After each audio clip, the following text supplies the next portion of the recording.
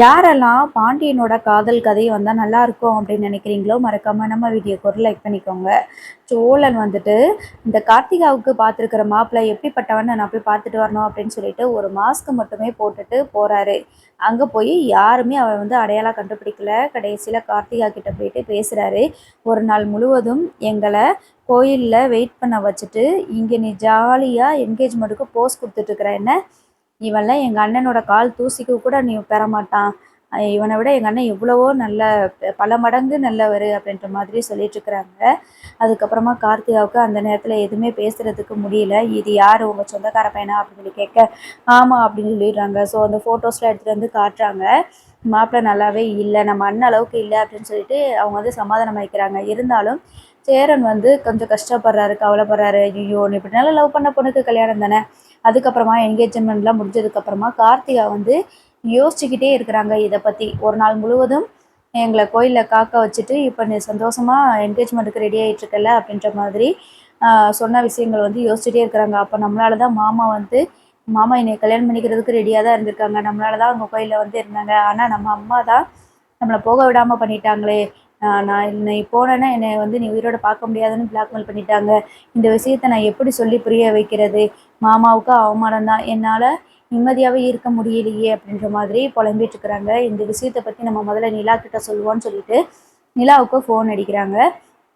நிலா வந்து ஒரு 2-3 தடவை ஃபோன் எடுக்கலை. அதுக்கப்புறமா ஃபோன் அட்டன் பண்ணி, இப்போ எதுக்கு எனக்கு கால் பண்ணியிருக்கீங்க, உங்ககிட்ட பேசுகிறதுக்கு எனக்கு விருப்பமே இல்லை, மறுபடியும் நீங்கள் கால் பண்ணிட்டு இருக்காதீங்க அப்படின்னு சொல்லி சொல்லவும், அதுக்கு கார்த்திகா இருந்துட்டு, ஒரு நிமிஷம் இருங்க நிலா, நான் சொல்லதை மட்டும் கேளுங்க அப்படின்னு சொல்லி சொல்ல, போதும் எங்கள் அண்ணனை மனக்கோலத்தில் அழைச்சிட்டு வந்து தாலியை கையில் வச்சுக்கிட்டு எங்கள் அண்ணன் கோயில் வாசலில் நின்றுட்டு இருந்தாங்க. கடைசியில் அந்த ஐயர் வந்து வெளியில் போங்கன்னு எங்களை வெளியில் போக சொல்லிட்டாங்க. அதுக்கப்புறம் தான் நாங்கள் வெளியில் வந்தோம். அது வரைக்கும் நாங்கள் அங்கே காத்துட்ருந்தோம்.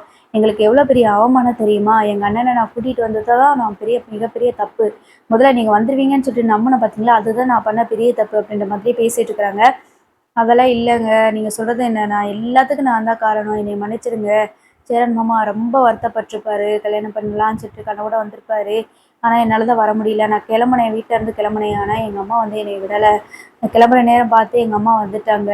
நீ இப்போ போனேன்னா என்னை உயிரோட பார்க்க முடியாது அப்படின்னு சொல்லிட்டு எங்கள் அம்மா டேப்லெட் போட்டாங்க. வேறு வழியே இல்லாமல் நான் வீட்டில் இருக்க வேண்டியதாகி போச்சு அப்படின்ற மாதிரி சொல்கிறாங்க.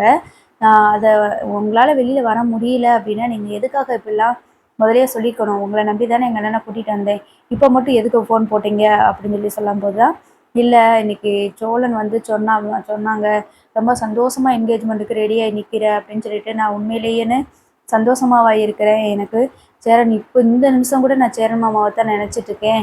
அவர் என்னை கண்டிப்பாக ரொம்ப வருத்தப்பட்டிருப்பாரு, அவர்கிட்ட பேச முடியுமா நான் அப்படின்னு சொல்லும்போது, என்ன விளையாடுறீங்களா, நிச்சயதார்த்தமே ஒருத்தவங்க கூட முடிஞ்சு போச்சு, இப்போ போய் எங்கள் அண்ணன்கிட்ட பேசணும்னு நினச்சிட்ருக்கிறீங்க, ஃபோனை வைங்க அப்படின்ற மாதிரி சொல்லிடுறாங்க. இது எல்லாத்தையுமே சேரன் கேட்டுட்டு தான் இருக்கிறாங்க. அதுக்கப்புறமா கார்த்திகா இருந்துட்டு, இனிமேல் சேரன் மாமாட்ட பேசக்கூட முடியாதா அப்படின்னு நினச்சிட்டு அவங்க என்ன பண்ணுறாங்கன்னா, நம்ம இருக்கிறதுனால தானே இவ்வளோ பிரச்சனை வந்துகிட்டே இருக்குது, நம்ம இல்லைனாலும் கூட நிம்மதியாக போயிட்டாலும் கூட மற்ற எல்லாருமே நிம்மதியாக இருப்பாங்க, எங்கள் வீட்லேயும் எந்த பிரச்சனையும் வராது, சேரன் மாமாவுக்கும் வேறு பொண்ணு பார்த்து முடிச்சுக்குவாங்க அப்படின்னு சொல்லிட்டு தப்பான ஏதாவது ஒரு முடிவு எடுக்கலாம் அப்படின்னு சொல்லிட்டு கார்த்திகா வந்து பண்ணிகிட்ருக்குறாங்க. சரி, என்ன நடக்குது அப்படின்னு சொல்லிட்டு தொடர்ந்து பார்ப்போம். தேங்க்ஸ் ஃபார் வாட்சிங்.